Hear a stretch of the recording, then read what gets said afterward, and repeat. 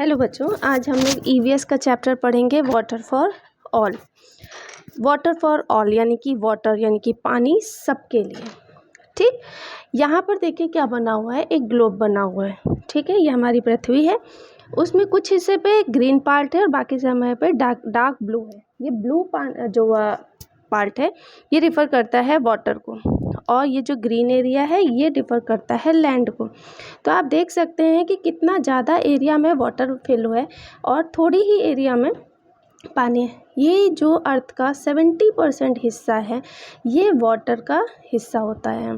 ठीक है, यानी कि पृथ्वी का 70% हिस्सा वाटर से कवर्ड है। केवल 30% एरिया ही है जिस पे लैंड है, यानी कि जिस पे हम सब लोग रहते हैं।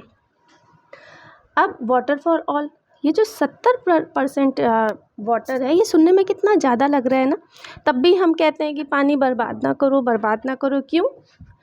वो इसलिए क्योंकि इस 70% वाटर यानी कि 70% वाटर में जो पीने लायक पानी है वो सिर्फ 3% है। समझे आप? यानी कि 67% वाटर जो है वो आप पी नहीं सकते। क्यों? क्योंकि वो ओशंस का वाटर होता है।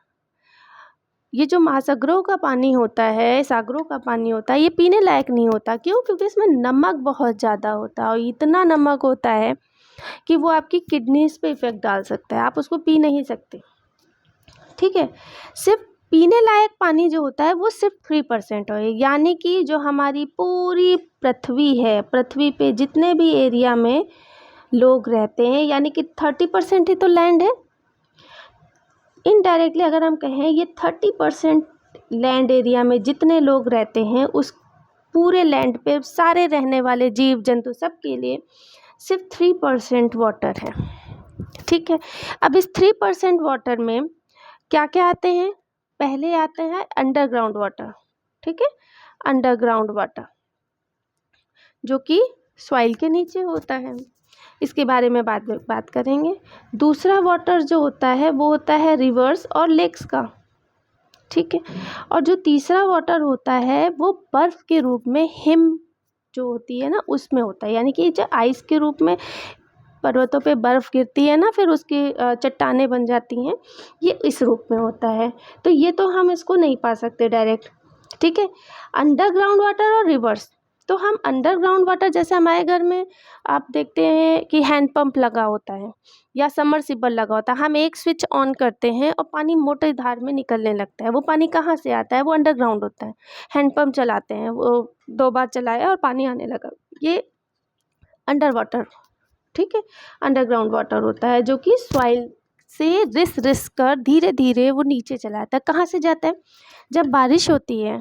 ठीक है, जब बारिश होती है तो क्या होता है, जहाँ पर सॉइल होती है ना, या फिर जहाँ पर ब्रिक्स वाली जो रोड होती है, ईंटें वाली जो रोड होती है, वहाँ पर जो किनारी होती है ना, उसमें से पानी रिस के वो धीरे धीरे कर ज़मीन के अंदर पहुँचता रहता है। लेकिन अब जो कल्चर आ गया, पूरे जगह पे डामर रोड होगी, संगमरमर लगा रहेगा, अच्छा सा टाइल्स लगा रहेगा, तो यहाँ पर पानी फिर वाटर अंडरग्राउंड नहीं जा सकता, क्योंकि वो एब्जॉर्ब ही नहीं करेगा। एब्जॉर्ब होने के लिए क्या चाहिए कि कच्ची मिट्टी चाहिए या खुली प्लेसेस चाहिए, जैसे पार्क्स हैं या जो फुटपाथ एरिया है, वहाँ पर अगर हम इंटरलॉकिंग टाइल्स लगी होती है तो उसके थ्रू भी पानी अंदर हद तक चला जाता है।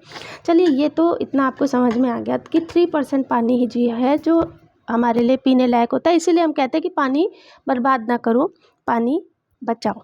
ठीक है, क्योंकि आज जल है तभी कल है। Water is important for all living beings, सबके लिए ज़रूरी है। People, plants, animals. अगर हम प्लांट्स में भी, छोटे पौधों में अगर हम पानी नहीं देंगे तो 2 ही दिन में वो प्लांट्स सूख जाएंगे। जो बड़े पौधे होते हैं वो तो अंडरग्राउंड वाटर का यूज़ कर लेते हैं, लेकिन जो छोटे पौधे होते हैं वो नहीं कर पाते, उनकी रूट्स इतनी स्ट्रॉन्ग, इतनी बिग नहीं होती है। तो इसके लिए भी हमें पानी चाहिए। पीपल्स के लिए तो चाहिए ही चाहिए, और एनिमल्स के लिए भी चाहिए, चाहे वो बर्ड्स ही क्यों ना, क्योंकि उनके लिए भी हम कहते हैं ना, जल में थोड़ा सा जल रखना चाहिए, बाहर एनिमल्स के लिए थोड़ा सा पानी रखना चाहिए। इन सब के लिए वाटर बहुत ज़रूरी है। हम बिना भोजन के तो रह सकते हैं, लेकिन हम बिना पानी के नहीं जिंदा रह सकते। अब वो एक्टिविटीज़ जिनके लिए हमें पानी की ज़रूरत होती है, तो आप, ये तो लिखा हुआ है, लेकिन अगर आप सिर्फ हमेशा लिखी हुई चीज़ पे ना जाएं, आप खुद सोचें कि आप मॉर्निंग में सो के उठते हैं, तो आप सो के उठते ही आप सबसे पहले क्या करते हैं? आप मुंह धुलते हैं, ब्रश करते हैं, है ना। फिर फ्रेश होते हैं, नहाते हैं, फिर अगर खाना बनाने जाते हैं तो आटा मारना है तो भी आपको पानी चाहिए, दाल चढ़ानी है तो भी पानी चाहिए, चावल चढ़ाना है तो भी पानी चाहिए, सब्जियों को धुलना है, वॉश करना है तो भी पानी चाहिए, खेती करनी है, फल उगाना है, सब्जी उगाना है तो भी पानी चाहिए, है ना। कपड़े धुलना है तो पानी चाहिए, कहीं आग लग गई है तो भी पानी चाहिए। पानी के बिना कुछ पॉसिबल ही नहीं है। तो drinking, cooking food, bathing, washing clothes, cleaning homes, घर की साफ सफाई के लिए, दांत साफ करने के लिए, यूटेंसिल्स धुलने के लिए, और अगर आग लग गई है तो उसके भी क्लीनिंग के लिए, उसको भी रोकथाम करने के लिए हमको पानी की ज़रूरत होती है। Then animal needs water for bathing and drinking, animals को भी ज़रूरत होती है बात करने के लिए, ड्रिंक करने के लिए। प्लांट्स को ज़रूरत होती है ग्रो करने के लिए, ठीक है। अब where does water come from, पानी आता कहाँ से है? पानी कहाँ से आता है? पानी रेन वाटर, है ना। The main source of water is rain water which get absorbed in soil. जैसा कि मैं आपको बता चुकी हूँ, बारिश जब होती है, सड़कों पे पानी भरता है, तो जो हमारा मिट्टी वाला हिस्सा होता है, सॉइल एरिया या इंटरलॉकिंग वाला जो हिस्सा होता है, वहाँ से पानी धीरे धीरे रिस कर अंडरग्राउंड हो जाता है, absorbed in soil. Soil absorb करती जाती है और धीरे धीरे उसको नीचे रिसते जाता है, धीरे धीरे पहुँचाता जाता है। इस तरह से हमारा अंडरग्राउंड वाटर बन जाता है। और अंडरग्राउंड वाटर हमारे तक कैसे पहुँचता है? टैप के थ्रू। टैप कहाँ से पहुँचाता है? या तो हमारे घर में समरसिबल लगा होता है, या तो जो है सरकारी पानी आ रहा होता है, वहाँ पर लगा होता है।